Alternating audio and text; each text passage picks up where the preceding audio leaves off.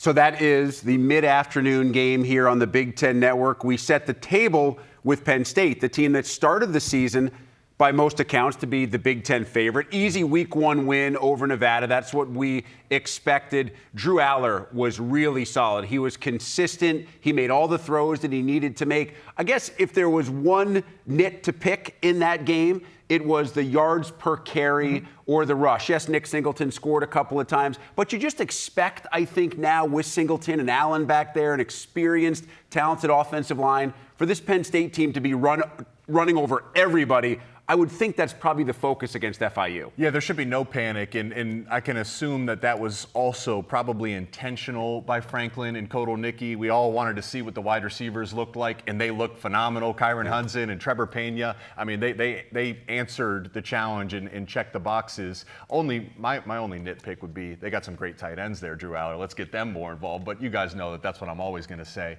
The key, the run game is going to be so important because, okay, we're excited about the wide receivers. Now they have the ability to push the ball down the field. But when you look at that game, the Ohio State game is a great example.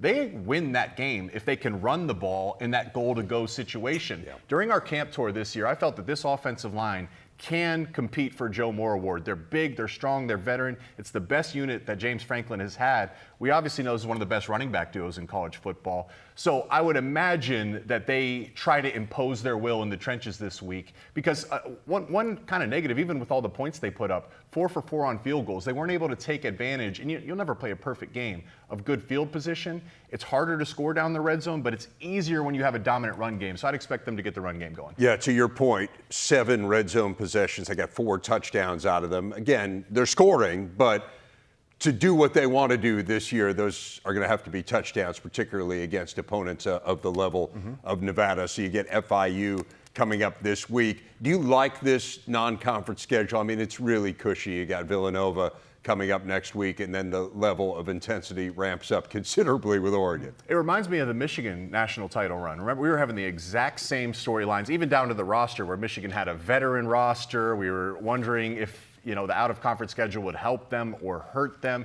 So it is what it is. You play your opponents. And I'd even say on the defensive side of the ball, FIU, Kewan Jenkins, their quarterback, like you look within the game, he's a dynamic playmaker, a real threat running the football. So obviously Penn State's roster is significantly better, but that presents a great challenge for the defense in terms of their rush lanes, rush integrity, what they do in the back end in terms of discipline of coverage.